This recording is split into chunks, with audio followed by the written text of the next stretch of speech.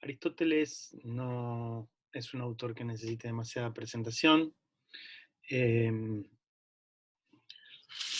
quiero presentarles el texto acerca del alma de Aristóteles. Primero un consejo práctico sobre los autores antiguos, ¿sí?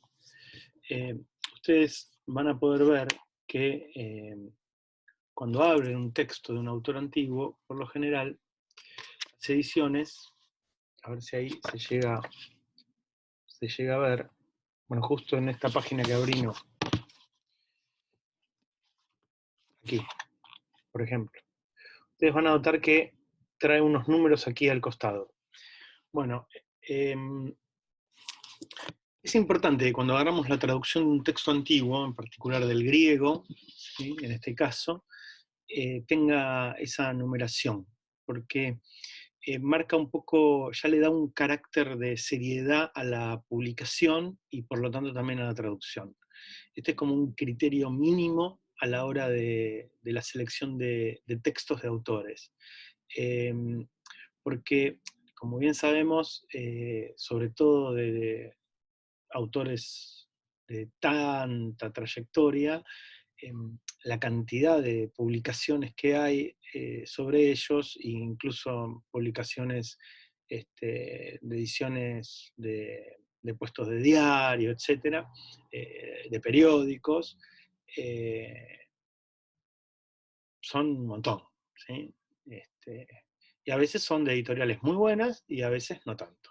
Entonces, yo les propongo, antes de empezar como a abordar a estos autores, sé que seguramente hayan leído obras de autores griegos, que ese mínimo criterio lo tengamos presente. Después nos puede gustar más una versión de una colección o de otra colección.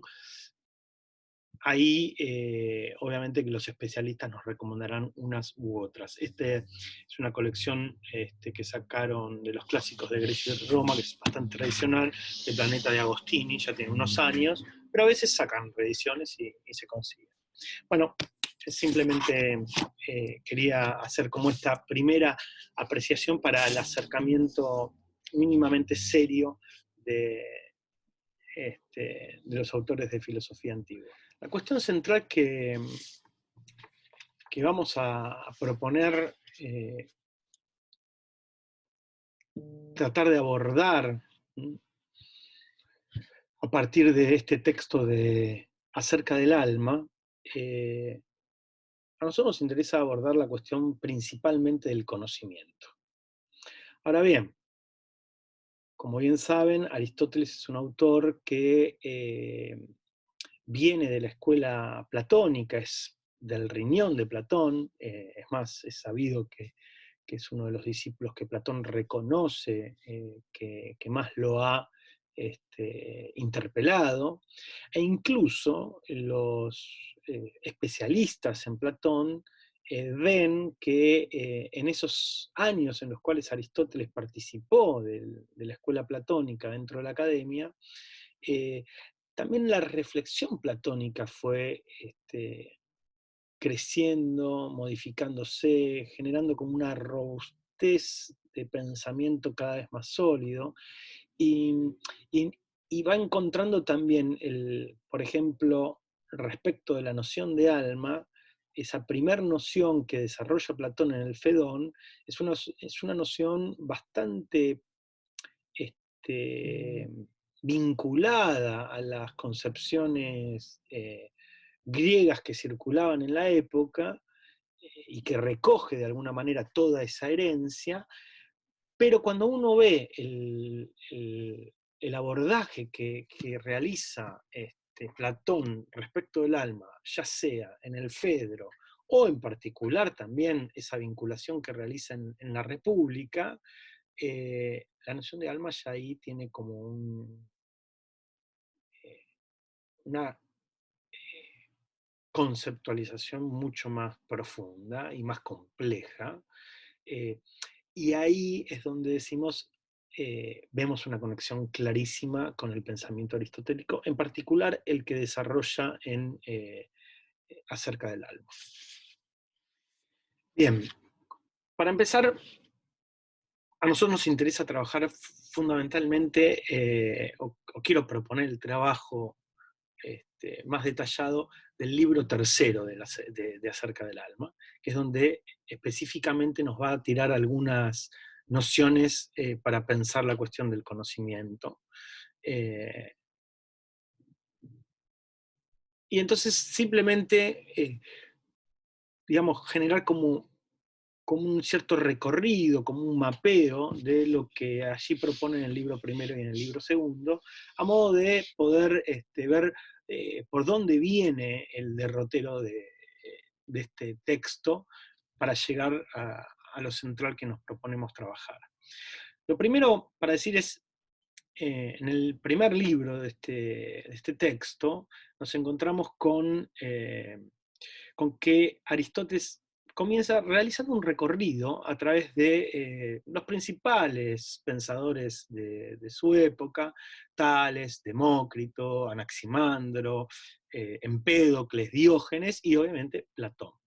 Y allí en el capítulo segundo ya plantea una primer cuestión que a mí me parece central recuperarla, porque hay, hay interrogantes que vienen dados ya en la historia de la cultura y de la filosofía en particular, eh, y que en las distintas épocas estos interrogantes van a estar como, digamos, latentes, presentes, y le vamos a ir encontrando distintas respuestas, también un poco respondiendo a las cuestiones coyunturales, ¿sí?, de cada, que atraviesan cada época. Pero hay una pregunta que nos la vamos a encontrar en Tomás de Aquino, nos la vamos a encontrar en Aristóteles, por poner dos referentes que puntualmente abordan el tema, que es: ¿qué relación hay entre el alma y el semen? Si es que hay alguna relación. Esa es la pregunta que se instala. O sea, porque la pregunta que hay ahí detrás es: ¿de dónde viene el alma? ¿Mm? Que obviamente la respuesta de Aristóteles no va a tener absolutamente nada que ver, a pesar de su conexión con la de Tomás, porque la concepción cristiana instala ahí determinadas respuestas que Aristóteles no tenía. Es decir, la pregunta es: ¿el alma viene del macho? En Aristóteles la pregunta está dirigida a los animales, ¿sí?, tanto humanos como no humanos, diríamos actualmente. Pero sin embargo, hay la pregunta es si hay una relación, ¿sí?, entre el semen, que era, tenemos que pensar esto, porque uno diría: ay, ¿por qué? ¿Sí? ¿Por qué la pregunta ahí, respecto del semen tan puntual? Bueno, eh, porque como bien se sabe, digamos, hay algo como muy evidente eh, en, digamos, en la concepción de la vida, que tiene que ver justamente con que esta idea como muy arcaica de plantar la semilla, ¿no? Y de ahí la cuestión de lo seminal, bueno, el semen, etcétera, la fertilidad, esa concepción de vincular la cuestión de, de- de la maternidad con cierta, con la madre tierra y la fertilidad, etcétera, etcétera. O sea, ahí hay como que en este último periodo, sobre todo en los últimos periodos del feminismo, se han tenido que empezar como a desarmar determinadas ideas como muy instaladas, ya fíjense cómo aparecen de algún modo este, en esa antigua Grecia, y seguramente esto lo encontramos también en lo previo.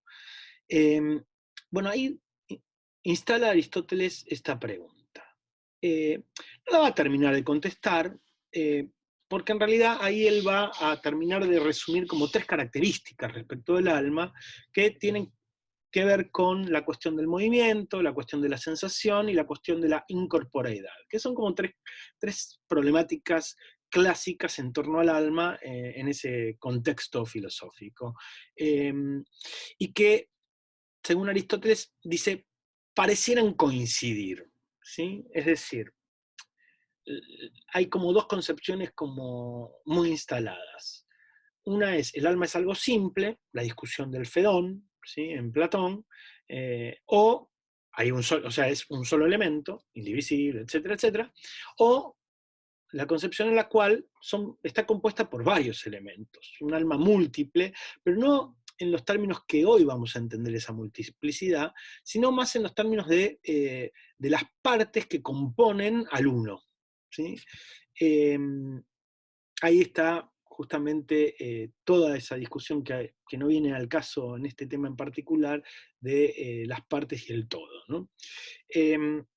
Lo que sí queda claro en Aristóteles es que, y que ahí de alguna manera recoge la tradición que viene dada eh, del contexto griego más amplio, es que la noción de alma está directamente vinculada con el movimiento, pero no cualquier movimiento, sino el movimiento que realiza por sí mismo un ente. ¿Mm?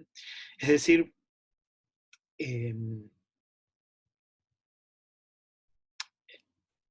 aquello que se mueve por sí mismo tiene alma. Y aquello que se mueve por sí mismo en el pensamiento de Aristóteles van a ser obviamente, cuando hablamos de movimiento, hay dos palabras que va a utilizar, que es kínesis y metabolé, y entonces en esas dos palabras nosotros encontramos todo lo que tiene que ver con el movimiento que llamaríamos locativo, pero también todo lo que tiene que ver con el desarrollo, la nutrición, etcétera, etcétera. Entonces ahí también hay movimiento, y por lo tanto también hay vida, y por lo tanto hay alma. Es decir, que ya en ese contexto la noción de alma queda íntimamente conectada con la noción de vida. Y podríamos decir que en Aristóteles incluso atribuye esto a el éter, ¿sí? O sea, el movimiento de los astros. Los astros también tienen alma porque tienen movimiento propio. Algunas otras cuestiones para ir sumando que desarrolla en ese libro primero, bueno, plantea la cuestión de si hay armonía en el alma, eso lo va a relacionar con la proporción y la combinación de los elementos, pero principalmente destacar la idea que vincula el concepto de alma al concepto de intelecto, porque entiende que el intelecto es lo que no sufre corrupción, y sí la sufre el cuerpo. Entonces, en ese sentido, el intelecto tiene que ver, es esa conexión con lo divino y con lo impasible, etc. Plantea en el capítulo 5, o sea, al cerrar el libro primero, plantea la diferencia con los animales, y se pregunta cuál es esa diferencia. Lo va a terminar contestando, pero en ese punto lo que él pregunta es, bueno, ¿el alma es algo simple o es algo múltiple? Y si es algo múltiple, ¿qué es lo que lo sostiene en la unidad?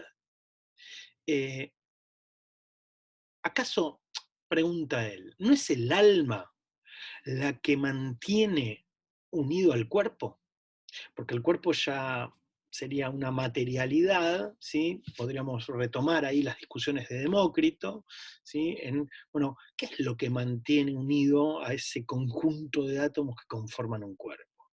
Bueno, obviamente esta pregunta la podemos, en términos, digamos, materialistas, las tendremos que extender a todas las cosas, incluso las que no tendrían vida por sí mismas, ¿sí? Ahí tenemos que distinguir, no olviden, vida no es existencia, ¿sí? Uno puede decir, en términos filosóficos, la piedra es un existente, pero no tiene vida.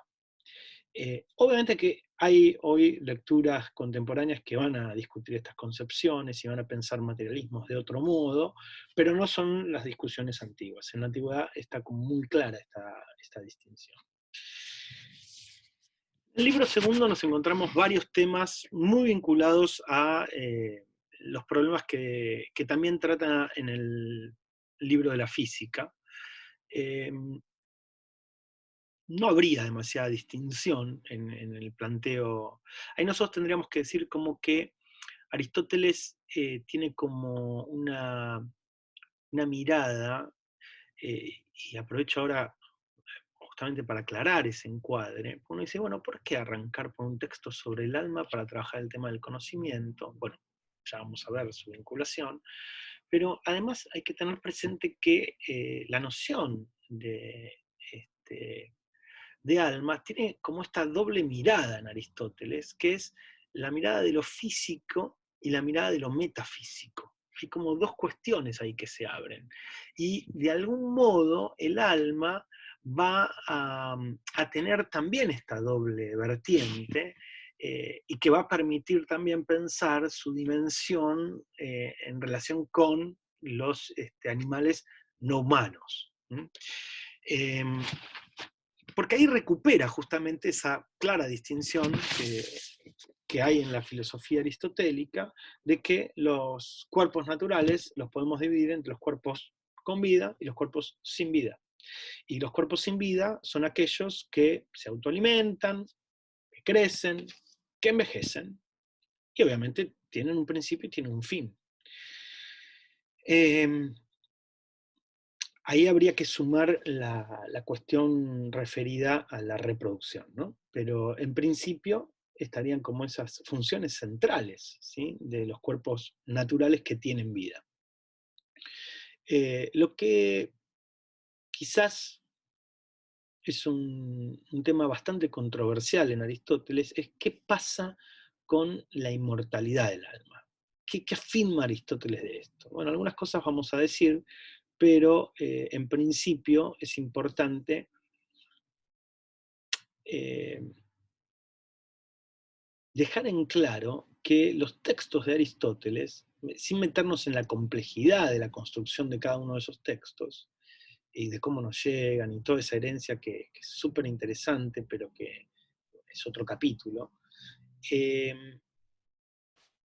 sí aclarar esto. La mayoría de los autores especializados en Aristóteles eh, van a dejar este tema como abierto, porque en definitiva queda bastante abierto en Aristóteles.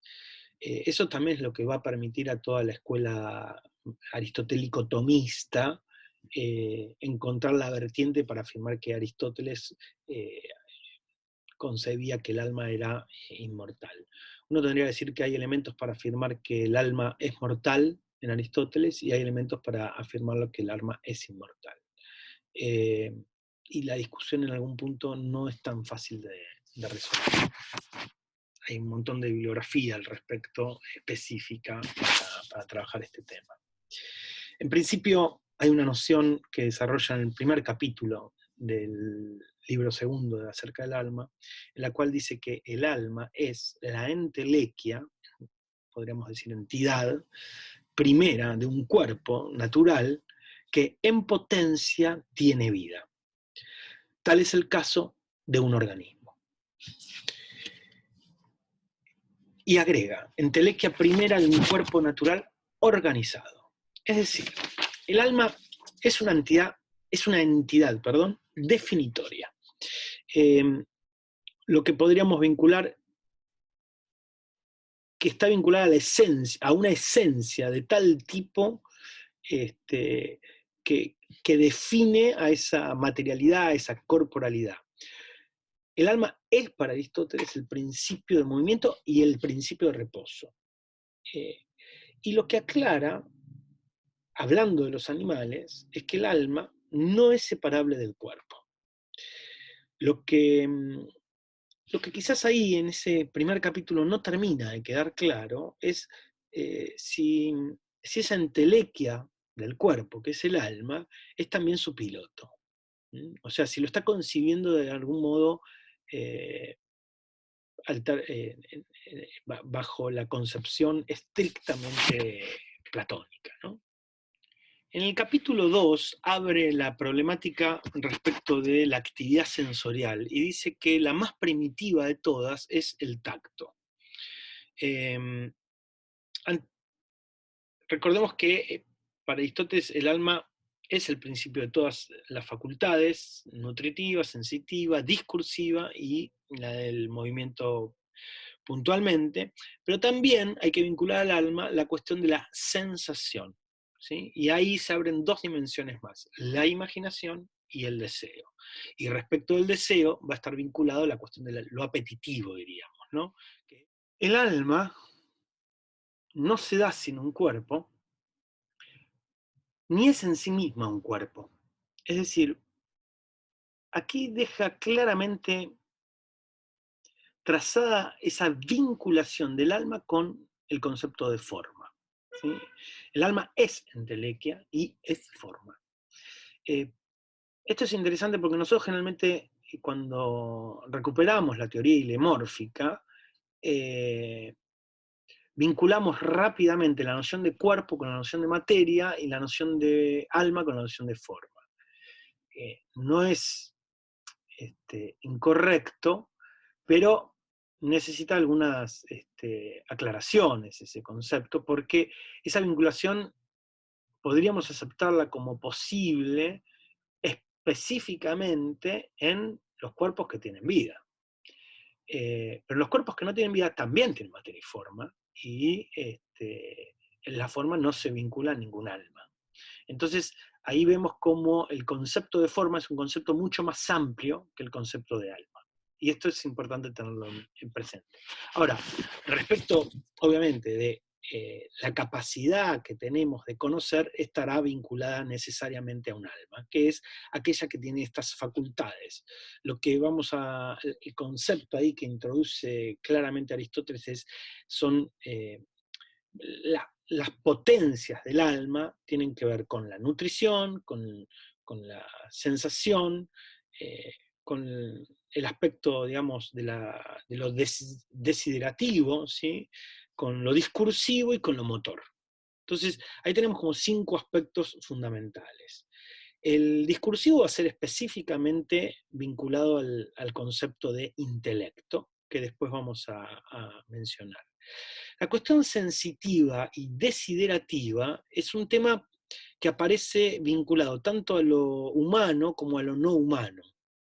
Entonces, ahí tendríamos que decir, hay 3 palabras que aparecen vinculadas al concepto de orexis, que sería la noción de deseo, que son timos, que es justamente aquello que está vinculado con el impulso. Ahí tendríamos que decir, el sustantivo es impulso y el adjetivo es lo pulsional, ¿no? Entonces, timos, el uso que se le da en la filosofía aristotélica, timos va a tener que ver con ese aspecto del deseo. Por otro lado, la epitimia, que tiene que ver justamente específicamente con el apetito, y la bouélesis, que se vincula con el concepto nuestro de volición, de voluntad, etc. Entonces, el deseo tiene como estas 3 dimensiones.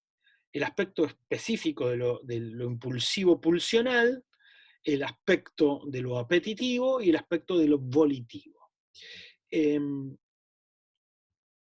Entiende Aristóteles que poseer el tacto, justamente como decíamos, como esa posibilidad sensitiva más primitiva, va a implicar ya poseer deseo.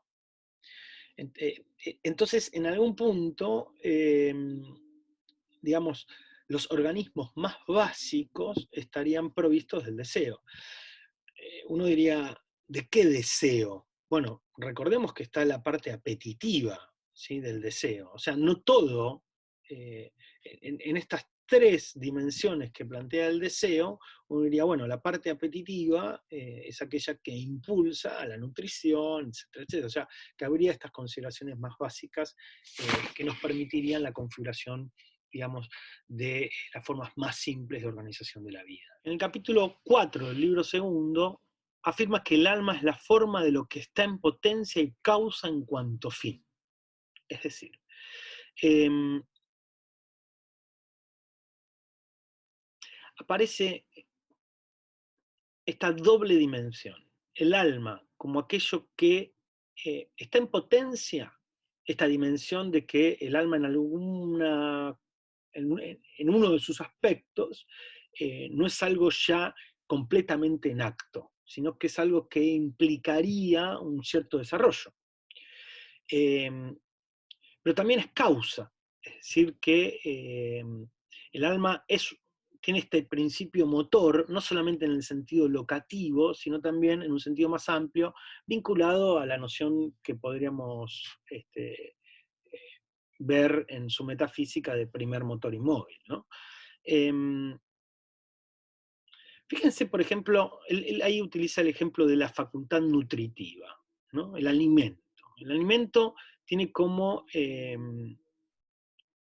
una dimensión en la cual, por un lado, nutre, es decir, nutre al individuo, a la entidad en particular. Por otro lado, hace crecer, o sea, el alimento posee una cantidad, se incorpora a otra cantidad, por decirlo de alguna manera, y esto permite el desarrollo, el crecimiento, etc. Pero a su vez, el alimento permite la conservación en la entidad. O sea, fíjense cómo se abren tres dimensiones en torno a una facultad muy particular que es lo nutritivo, y cómo de ahí se pueden desprender distintas particularidades. No me voy a detener en los siguientes capítulos de este texto, porque nos abrirían problemas que ahora no hacen específicamente a la cuestión del conocimiento, porque allí trabaja sobre los diferentes usos del término potencia, y su relación con lo sensible, los objetos sensibles propios y de cada sentido. También hace referencia, por ejemplo, a la cuestión del sonido, a la voz como un ser animado, y ahí vincula con la cuestión del aire, la lengua, la significación. Bueno, como verán, ahí desarrolla varios temas. Pasemos directamente al último libro. En el libro tercero afirma en el capítulo 2 que el alma posee sensibilidad. Y va a marcar tres dimensiones. El alma en lo referido al movimiento locativo, el alma referido a lo inteligible y el alma referido al pensar. Y entonces aquí necesita hacer como una relación con la percepción sensible, porque la pregunta que instala allí Aristóteles es: ¿pensar y sentir son lo mismo? Y él va a decir, hay algunos antiguos que afirmaron que sí, que pensar y sentir son lo mismo. Sin embargo, él va a dejar bien en claro que para él no son lo mismo. Entonces ahí hay que hacer como una distinción clara. ¿A qué llamamos intelección? ¿Sí? Porque nosotros generalmente cuando hablamos de intelección lo vinculamos específicamente a lo racional, o sea, a lo humano, diríamos en toda nuestra tradición más hegemónica del mundo occidental. Sin embargo, Aristóteles ya ahí hace una distinción y dice: se puede inteligir con rectitud. Y aquí intervendría la prudencia, intervendría la ciencia, incluso la opinión verdadera, la doxa vinculada a la verdad. Pero hay también un modo de intelección sin rectitud, y que tiene que ver justamente con percibir sensiblemente. Distinción que tenemos que hacer para entender esta relación. Sensación no es imaginación, imaginación no es pensamiento. Eso quizás lo tenemos bastante claro. Inteligir tiene que ver con estos tres ámbitos: el de la sensación, el de la imaginación y el del pensamiento. Siempre, obviamente, hablando de Aristóteles, ¿no? Ahora, ¿qué afirma allí? Que la sensación, ¿sí?, no solo es la diferencia, se diferencia de la imaginación, sino que además, sin sensación, no hay posibilidad de una imaginación. Pero a su vez, sin imaginación, no hay pensamiento. Y el pensamiento es aquel que va a permitir la posibilidad del juicio, de enjuiciar. Es decir, En términos kantianos, lo que diríamos es que la sensación es la condición de posibilidad de la imaginación y del pensamiento. Imaginar tiene que ver con opinar acerca del objeto sensible, percibiéndolo no accidentalmente. Es decir, es lo percibido no accidentalmente. Está vinculado con el concepto de fantasía, es decir, y que va a generar la fantasmata, o sea, es decir, la imagen, diríamos nosotros, en la actualidad. Cuando nosotros percibimos, ¿sí? Hay un primer dato que Aristóteles lo va a vincular a la simple aprehensión, ¿sí? Que va a tener que ver justamente con la sensibilidad. Eso es común a los animales, a todo animal, ¿sí? Todos los animales tenemos esta posibilidad de la sensación, más allá de con cuál de los 5 sentidos estemos percibiendo. Ahora bien, esa sensación se traduce en una imagen, ¿sí? que produce la mente. Ahí claramente estamos entrando en el territorio del empirismo moderno. Pero ya estaba esta idea en Aristóteles. ¿Por qué? Porque produce el fantasma, ¿sí? El fantasma tiene que ver con la imagen, con lo que van a llamar algunos modernos la idea, ¿sí? Es decir, en griego, fantasma viene de faos, luz, ¿sí? Entonces es de algún modo esa producción, ¿sí? Por eso esa noción de, digamos, de la intelección activa, o sea, la que pone en acto. Entonces, en esa dimensión, nosotros podemos decir, la imaginación es la que produce la imagen. Así de simple. Es lo que estamos viendo. Lo que yo en este momento estoy viendo tiene que ver con una producción, ¿sí? de mi imaginación, y no en particular con la sensación en particular. Después, dicho así, pareciera ser que dice lo mismo que Hume. Cuando nosotros digamos, trabajemos un poco, recuperemos las nociones de Hume, veremos que en realidad ahí hay un armado, ¿sí? Completamente distinto. Pero sigamos en Aristóteles. Entonces, el intelecto lo primero que hace es captar a través de una simple aprehensión. Y ahí empieza un proceso de abstracción de la forma, que eso es justamente lo que va a empezar a iniciar el proceso de la imaginación. La imagen, ¿sí? que me genero del objeto, nosotros hoy diríamos, no es el objeto. Pero esa claridad no la tenía, con esa claridad no la estaba pensando Aristóteles. Aristóteles pensaba que en la simple aprehensión yo lo que empiezo a abstraer es la forma del objeto, y que luego empiezo como a desmaterializar esa forma y genero un proceso de abstracción cada vez más elevado, en el cual llego a la concepción de la forma pura, el universal. En este punto tendríamos que decir, entonces tenemos el intelecto paciente, que es lo que Aristóteles va a entender como lo corruptible, y el intelecto agente, que es el que tiene esta actividad productiva de la cual venimos hablando. Entonces, ahí en el capítulo 8, lo que encontramos es esta distinción entre las sensaciones, las imágenes y digamos, y su relación con las intelecciones en cuanto a las formas de las imágenes, ¿sí? Entonces, uno tendría que decir, ¿qué son las imágenes para Aristóteles? Para Aristóteles las imágenes son sensaciones sin materia, que a su vez después van a permitir quedarnos con la forma, ¿sí? de todas esas imágenes que son las intelecciones, ¿sí? Es decir, uno podría decir, ahí aparece la generación del concepto. Y entonces empiezan los problemas de la verdad. Recién ahí empiezan los problemas de la verdad. ¿Por qué? Porque el concepto, o sea, lo abstraído, ¿sí?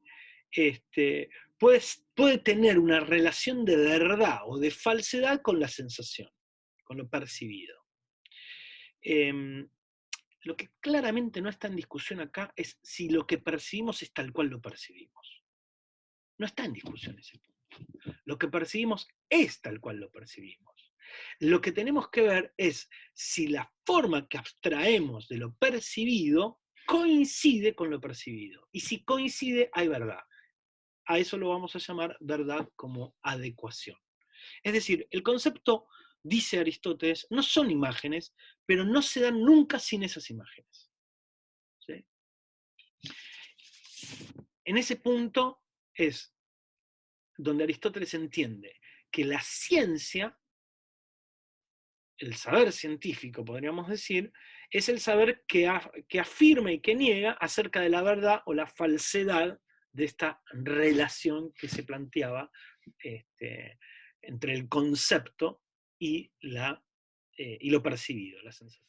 Para ir cerrando, me gustaría hacer referencia a la cuestión que plantea en el capítulo 9 de este texto, que ahí abre como varias cuestiones. Me gustaría marcar digamos, que podamos anticipar esta cuestión respecto de la concepción platónica y aristotélica y las concepciones actuales. Aristóteles vuelve a preguntarse por las partes del alma. Es decir, en dos sentidos lo pregunta. Por un lado, preguntas son sobre la cuestión, esas dimensiones, de algún modo recupera la discusión de Platón, ¿sí? Ya sea en la República, en el Fedro, en torno a esa tripartición del alma, vinculada a lo racional, a lo pulsional y a lo apetitivo. Y también, por otro lado, se pregunta por la relación con lo racional y lo irracional.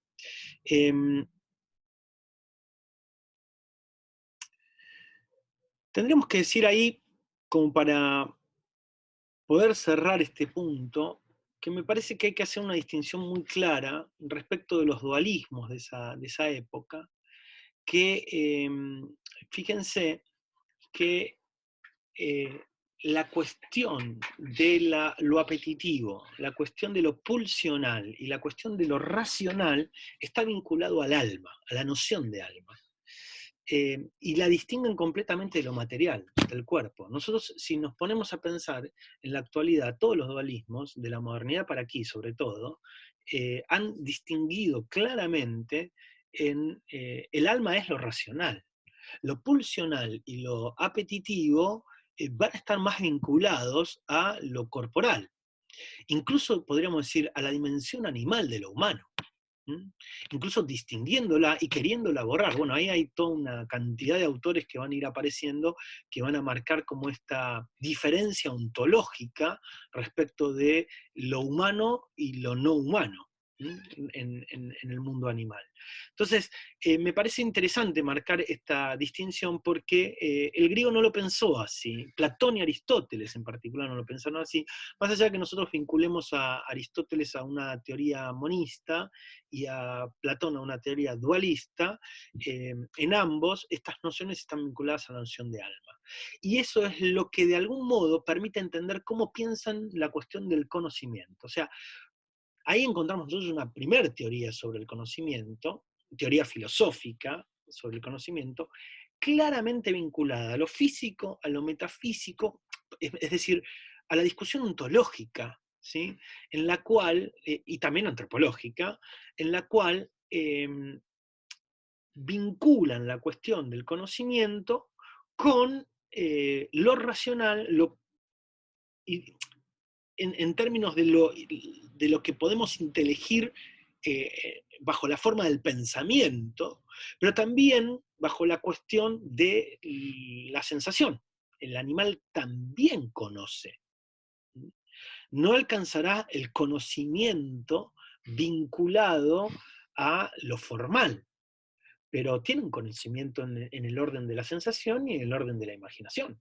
¿Sí? Entonces, esta distinción me parece interesante. Razón no está razón, alma, intelecto, son nociones que están haciendo referencia a dimensiones distintas de lo animal, no solamente de lo humano.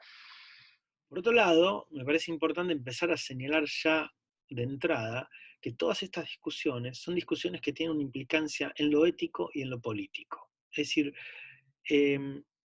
esto lo vamos a ver claramente en Aristóteles, en Platón, ¿sí? Son autores, no podemos pensar la dimensión del conocimiento sin hacer referencia a las restantes disciplinas. Yo entiendo que hay que pensar estas cuestiones en sus perspectivas integrales para poder entender la complejidad. Por ejemplo, en Platón, todos sabemos que la idea de conocimiento en Platón está claramente vinculada a la contemplación, ¿sí?, de la verdad, que es contemplar las ideas. Y esas ideas las contempla el alma cuando está separada del cuerpo. Y el alma, en Platón, no está vinculada específicamente a lo humano, sino que el alma está vinculada a lo viviente.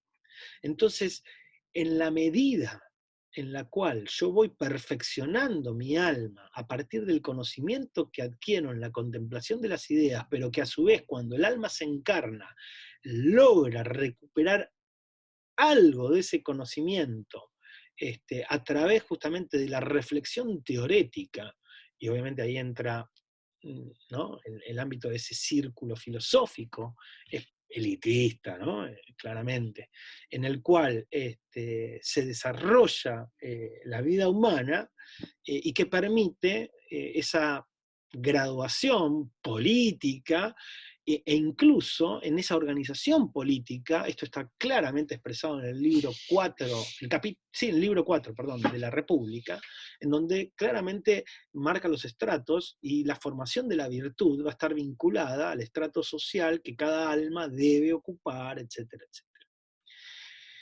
O sea que ahí hay una organización ético-política vinculada directamente con el conocimiento. El conocimiento no se lo puede pensar en términos no políticos o no éticos, etc. Ahí está claramente implicado. Y en Aristóteles va a pasar lo mismo, porque todo el desarrollo que plantea Aristóteles de lo ético y de lo político, ya sea en la Ética Nicómaco, en el mismo texto de la política, van a estar vinculadas al desarrollo de la virtud. Y el desarrollo de la virtud tiene que ver justamente en cómo cada individuo, en algún punto, ¿sí?, es capaz de inteligir qué es lo conveniente para su obrar en cada caso. Y que en eso va forjando y desarrollando esta segunda naturaleza, ¿sí?, que tiene que ver con lo ético, específicamente en Aristóteles con el virtus, ¿sí?, con la virtud. Para terminar y cerrar de algún modo con la lectura de este texto, me parecía interesante marcar lo que dice Aristóteles hacia el final del libro tercero, en el cual se pregunta, o afirma, mejor dicho, que el principio motor del alma no es potencia, que ahí hay como tres dimensiones que debemos plantear, que es lo nutritivo, lo sensitivo y lo racional, y él ahí va a ser como una distinción, ¿no? El deseo y el intelecto son principios del movimiento locativo, que tienen que ver justamente con lo desiderativo. Eso en algún punto para Aristóteles es común a todos los animales, humanos y no humanos. Aclaro, esta expresión de humano y no humano no es aristotélica, ¿no? Estoy ahí contemporaneizando un poco la explicación. Pero lo desiderativo se diferencia de lo deliberativo, de la actividad deliberada. ¿Por qué aclaro esto? Porque en algún punto uno podría decir, el animal no decide, el animal no delibera, diría Aristóteles, ¿sí? Porque la deliberación es exclusivo de lo racional para Aristóteles. Ese es el ámbito de lo ético-político. Es decir, aquí vemos justamente cómo hay un ámbito en el cual Aristóteles excluye a los animales. Ojo, deberíamos aclarar, no solo a los animales, ¿no?